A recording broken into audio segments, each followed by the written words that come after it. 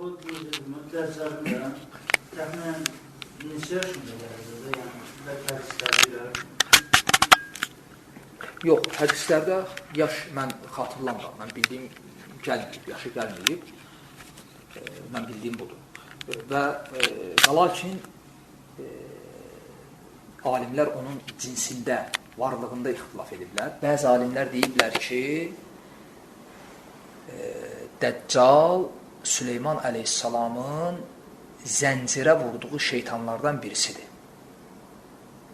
Ki, qiyamətə yaxın 10 zəncirdən çıxacaq. Və bu səhih deyil.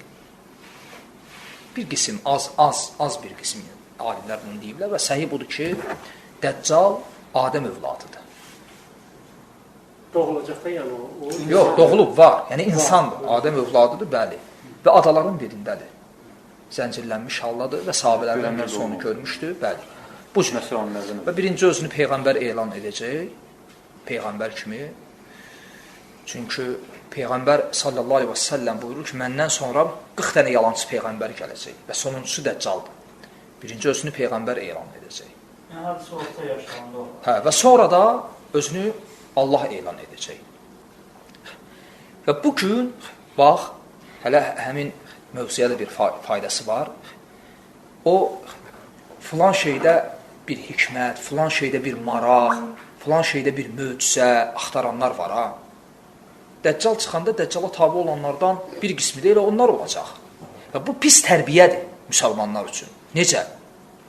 Məsələn, deyir, qardaş, filan şey haramdır, donuz əti.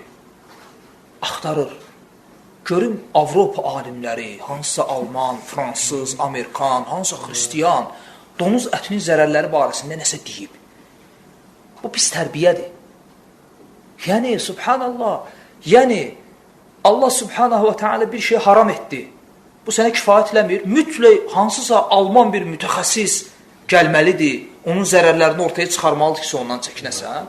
Bu əqidə deyil. Bu əqidə deyil, ümumiyyətlə. Bu əqidəsizlikdir.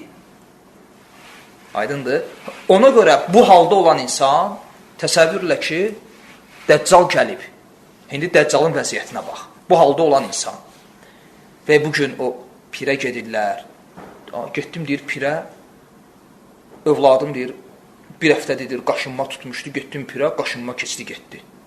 Və sonra şəfa tapdı. Belə, yəni, bu halda olan insanlar. Dəccal gələndə buluda əmr edəcək, barmağı ilə işarə edəcək buluda. İstədiyi istiqamətə yağışını yağdıracaq. Dəccal insanı iki hissəyə bölüb, öldürüb, tezdən dirildəcək. Onu belə insanlar nə edəcək? Yəni, bu şeylərin qabağında nə edəcək? İman edəcək. Dəccala. Yəni, niyə? Çünki sabit əqidə yoxdur. Onu Dəccalın şərrindən qoruyacaq. Amma mömin nə edəcək? Bu da Allahın rəhmətindəndir. Hər mömin Dəccalı tanıyacaq. Hər mömin. Və hətta alnında yazılacaq ki, kafir heç bir mömindən gizlədə bilməyəcək. Hər mömin oxuya biləcək onu və gizlədə bilməyəcək. Yəni, mömin o halda özünü nəyinə qurtaracaq? Sabit əqidəsi ilə. Necə hədisdə gəlib ki, biri çıxacaq Dəccalın önünə, deyəcək ki, sən Muhammed sallallahu aleyhi və səlləmin bizə xəbər verdiysən. Və həmin insanı Dəccal iki hissəyə böləcək və tezdən birləşdirəcək. Və deyəcək ki, məni tezdən öldür və tezdən birləşdir. Tezdən öldürəcək və edə bilməyəcək. İkinci dəfə. Çünki bir şeyi bir dəfə eləyə biləcək. Məsələn, bir adamı öldürəndə bir dəfə öldürür, bir dəfə dirilə biləcək. İkinci dəfə edə bilməyəcək. Peyğəmbər həmin adamı ikinci dəfə öldürüb, ikinci dəfə dirilə bilməyəcək. Yalnız bir dəfə. Bəli. Öldürəcək, ancaq dirilə bilməyəcək. İkinci dəfədə. Ona görə Peyğəmbər sallallahu aleyhi ve sellem buyurur ki, həmin insan ən əzəmətli şəhidlərdəndir. Yəni, onu Dəccalın önündə sabit saxlayan nə olacaq? Əqidəsi, imanı.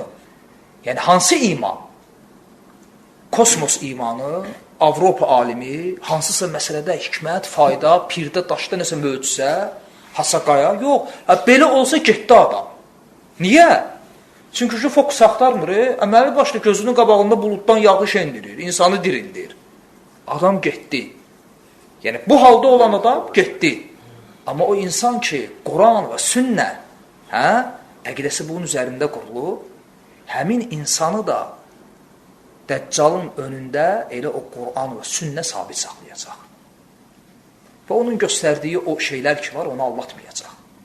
O deyəcək ki, onsuz da Rasul sallallahu aleyhi və səlləm sənin gələcəyi və belə şeylər edəcəyi demişdi bizə. Sən bizə qəribə bir şey göstərmədin.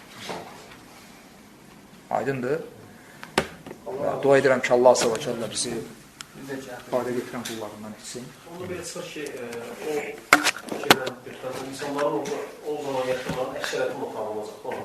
O zaman Dəccalın fitnəsi böyük olacaq. Yəni, Dəccalın fitnəsi, qardaşlar, yəni, siz təsəvvür edin ki,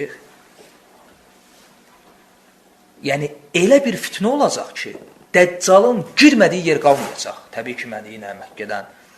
Elə fitnə olacaq ki, hədisdə gəlib, nə var ki, o Mədinəyə girə bilməyəcək?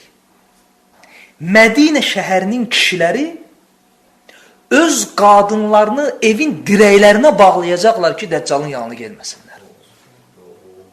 Çünki Dəccala ən çox qoşulan qadınlar olacaq, həmçinin dəstəsində yahudilər olacaq, bir hədisdə də gəlib xavariclər. Xavariclər qiyamətəcən olacaq və son dəstəsi də Dəccalma. Yəni, bu fitnə, böyük fitnə olacaq. Və Peyğəmbər sallallahu aleyhi və səlləm deyir ki, yer üzərində elə bir Peyğəmbər, Rasul gəlməyib ki, ümmətini Dəccalın fitnəsindən xəbərdar eləməsin. Yəni, elə bir Rəsul yer üzərində gəlməyib ki, cəmaatını xəbərdar eləməsin ki, yəni, belə bir məxluq var və birdən çıxa bilər. Və ən bəsit misal, hər gün namazda oxuduğun istiazə, Allaha sığınma. 4 şeydən və onlardan da biri Məsih, yalancı Dəccalın şərrindən Allaha sığınmaq. Allah subhanət hələ bizi eşitib fayda götürən qullarından etsin. Allah subhanət hələ bilər edən, bilmədən, gizliyində başqa işlədiyimiz günahlarımızı bağışlasın. Subhanəkallahumma və hamdik, əşhədu ən la iləhə illə ent. Əstəğfirukə və ətubu iləyik. Esselamu aleykum və rahmetullah. İxlasla.com saytı tərəfindən təqdim olundu.